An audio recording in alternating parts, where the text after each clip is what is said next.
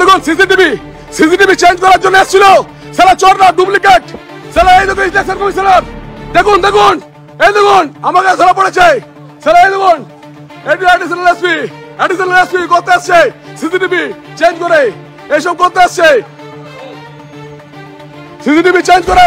সিসিটিভির মাল নিয়ে আসছে তুমি অথরিটি আছে তোমার 4-5 দিনের সাইড ঢুকবে এই অ্যাডিশনাল এসপি সিসিটিভি চেঞ্জ করে চোর করে করতে আসছে ও চোর সালা চোর এখানে সিসিটিভি দেখুন সিসিটিভি চেঞ্জ করার জন্য এসেছিল সালা চোর গুলো বসে আছে এই সালা চোর গুলো সিসিটিভি এই দেখুন সিসিটিভির মাল যেগুলো 2 নম্বরই মাল স্যার সালা চোর ওটা চোর সালা চুরি করতে আসছিল রাত্রিবেলা ইভিএম থেকে তো গাড়ি নিয়ে আসছে গাড়ি দেখাচ্ছি ওটা পশ্চিমবাংলা দেখুন ও অভিষেক বন্দ্যোপাধ্যায়ের করে গাড়ি নিয়ে আসছিল এই 2 লাখ কোটা আর 2 লাখ 3 লাখ করে ফারাক নেই এই দেখুন গাড়ি দাঁড়িয়ে আছে গাড়িতে ইভিএম চেঞ্জ করতো পশ্চিমবঙ্গবাসী বলছে গাড়িতে ইভিএম চেঞ্জ করতো ইমিডিয়েট অ্যাকশন নিন ওটা ইন্ডিয়াকে জানাতে হবে এসব মমতা বন্দ্যোপাধ্যায়ের কত দাম আছে আমি জানি আপনাদের প্রথমে একটা অনুরোধ করছি আজকে আমি ইলেকশন কমিশনারকে যে এরা ইসি অফিস আমার ইভিএম অফিসের সামনে ইভিএম এর ওখানে দাঁড়িয়ে ইভিএম এর বক্স ভাঙানোর চেষ্টা করছে এবং পশ্চিমবঙ্গকে বলি এখনই এতগুলো পুলিশ দুপুর বেলাতে সমস্ত পুলিশ তার সমস্ত গাড়িপত্র নিয়ে চলে আসছে যে ওরা মেশিন চেঞ্জ করবে আমি পশ্চিমবঙ্গের সমস্ত ইভিএম সেন্টারে সমস্ত বিজেপি কর্মী এবং ইলেকশন কমিশন অফ ইন্ডিয়ার অনুরোধ করছি যে শুধুমাত্র পুলিশ অফিসাররা কেন আপনার ওখানে যাবে কেন ইভিএম এর যেখানে তালা মারা আছে সেখানে কেন যাবে শুধুমাত্র আইসিরা এই ফোন দিচ্ছে 1.5 লাখ 2 লাখ কোটা আসবে তারপর আইসিরা এই চেষ্টা করছে পশ্চিমবাংলাকে আমার অনুরোধ যে প্রত্যেকটা দিল্লিকে আমার অনুরোধ যে এটা কিন্তু সব জায়গায় চেষ্টা করছে এবং এটা করার চেষ্টা করছে অতি সত্বর এই অফিসারদের বিরুদ্ধে ব্যবস্থা নিন কারণ ওরা কি করে যাবে এবং সিসিটিভিটা বন্ধ করার চেষ্টা করছে সিসিটিভিতে হাত দিচ্ছে সিসিটিভিতে খারাপ করতে চেষ্টা করছে এসডিপিও এখানে অ্যাডিশনাল এসপি মানে শুভেন্দু দা আপনাকে বলছি এখানে অ্যাডিশনাল এসপি सीसीटीवी खराब करने चेष्टा करछे खराब कर दिया ये सीआईएसएफ को पालिश करिए आप लोग सीआईएसएफ दारू भी ऐसा लड़की वाली क्या है लड़का ये दारू भी है लड़का वाली क्या है लड़का इसको पानी होना चाहिए ये क्या गया ये पानी होना चाहिए इसको पानी होना चाहिए इसको पानी होना चाहिए इसको पानी होना चाहिए इसका पानी होना चाहिए इसको पानी होना सिर्फ पुलिस आपका जब कर दिया ये बाहर में था ये लड़की के बाजी में था इसको पानी होना चाहिए इसको पानी ये नहीं था यहाँ पे इसको पानी होना चाहिए था एक मिनट नहीं हमारे साथ में सीएस होता है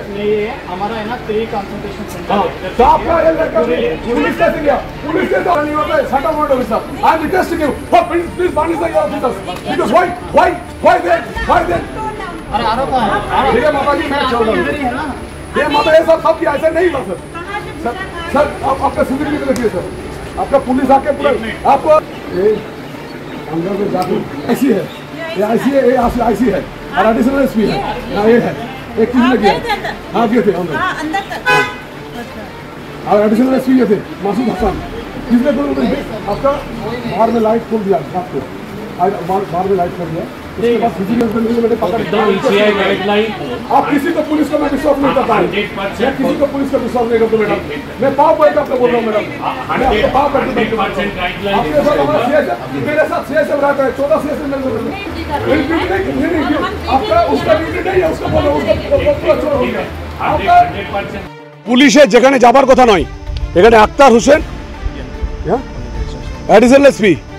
মাসুদ হাসান তার নেতৃত্বে আপনারা দেখতে পাচ্ছেন ইভিএম এর দরজার কাছে চলে গিয়েছিল এবং সিসিটিভি চেঞ্জ করার জন্য তারা মেশিন পত্র নিয়ে এসেছিল যে ফলস একটা সিসিটিভি লাগিয়ে তারা বড় অনেক লক্ষ টাকা ডিল করে সিআইএসএফ এর একজন আধিকারিক মিস্টার একে শাহ তার সঙ্গে ডিল করে আজকে ইভিএম এর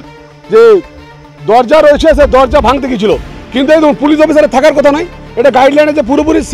কেন্দ্রীয় ফোর্স থাকবে কিন্তু সে গিয়ে আজকে দরজা হাত দিচ্ছিল আজকে তাই আমাদের ছেলেদের কর্মীদের চোখে পড়ে গেল এবং আজকে ইভিএম চেঞ্জ করার একটা প্রবণতা নয়, ইভিএম অলরেডি চেঞ্জ করে নিত। আমি সবাইকে বলবো যেখানে যা ভোট হয়েছে প্রত্যেকটা ইভিএম প্রত্যেকটা সিসিটিভি সিসিটিভিতে বিশ্বাস করবেন না, কারণ এরা 50 লাখ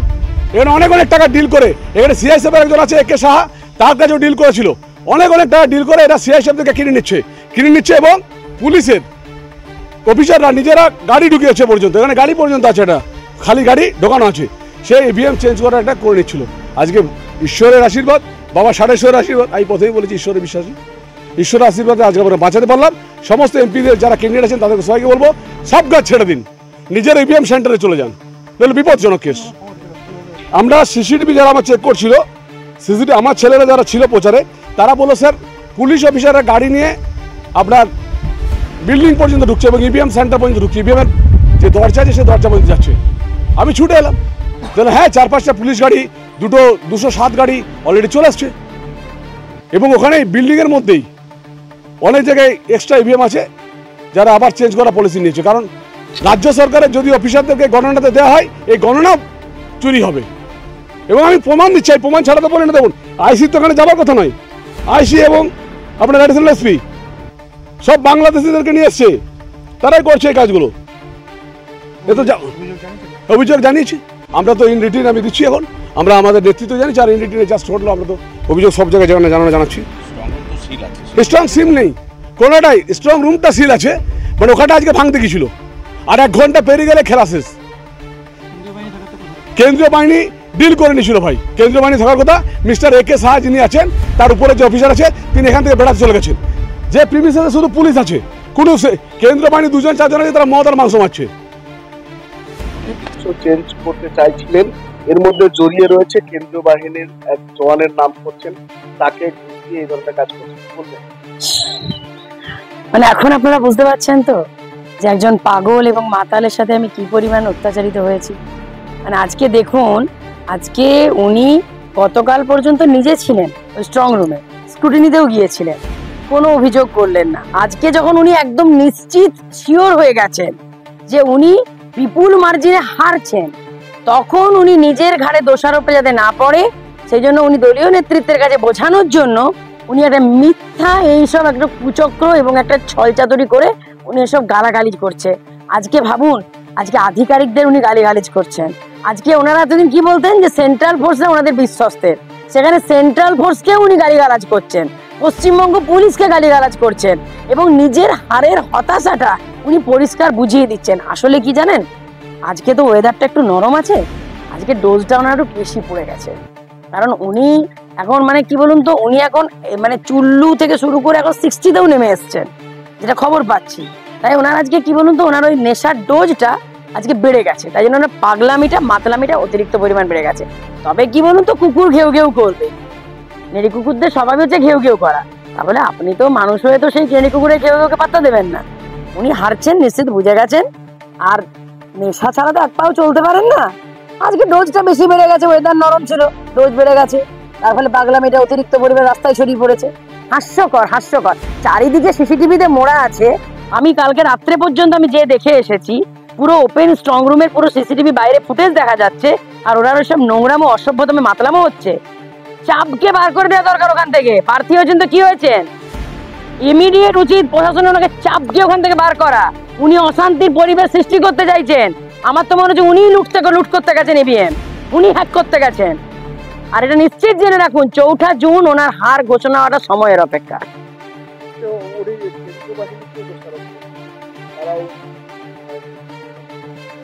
উনি নিজে জড়িত নেই তো,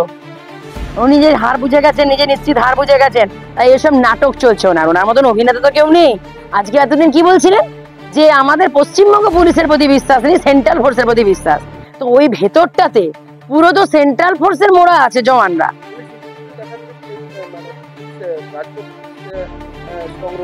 রাজ্য পুলিশ বাইরে বসে আছে, এসব মিথ্যা ভেগবাজি বললে চলবে? রাজ্য পুলিশ বাইরে বসে আছে, একদম স্ট্রং রুমের বাইরে বসে আছে ওনারা। স্ট্রং রুমের ভেতরে total central force, CRPF CISF রা পাহারা দিচ্ছে, যারা নাকি বিজেপির বিশ্বস্ত, বিজেপির প্রার্থীর বিশ্বস্ত লোক। তাহলে এখন আবার এত নাটকবাজি কি করে হচ্ছে? মানে সে কি বলবো, ওই আপনাকে যে কথা দুটো বললাম সেই কথা দুটোই বলতে হয়। আজকে ওয়েদার নরমের কারণে ডোজটা বেশি পড়ে গেছে, এখন উনি মনে হয় চুল্লু সৃষ্টি ছেড়ে বাংলাতে নেমে এসছেন, সেটা প্রমাণ দিচ্ছেন উনি। আর দ্বিতীয়ত সবচেয়ে বড় কথা, উনি হারটা নিশ্চিত বুঝে গেছেন, সেই হারের হতাশা থেকে ওনার পাগলামো মাতলামোটা রাস্তায় নেমে এসছে। তবে আমি প্রশাসনকে কড়াভাবে অনুরোধ করব যে ওনাকে ওখান থেকে ঘাড় ধাক্কা দিয়ে বার করে দিন, কারণ উনি ওখানে অশান্তি পাকাতে গেছেন। আর এটা অশান্তি পাকানোর জায়গা নয়, চৌঠা জুন পর্যন্ত ঠান্ডাভাবে পাহারা দেওয়ার জায়গা।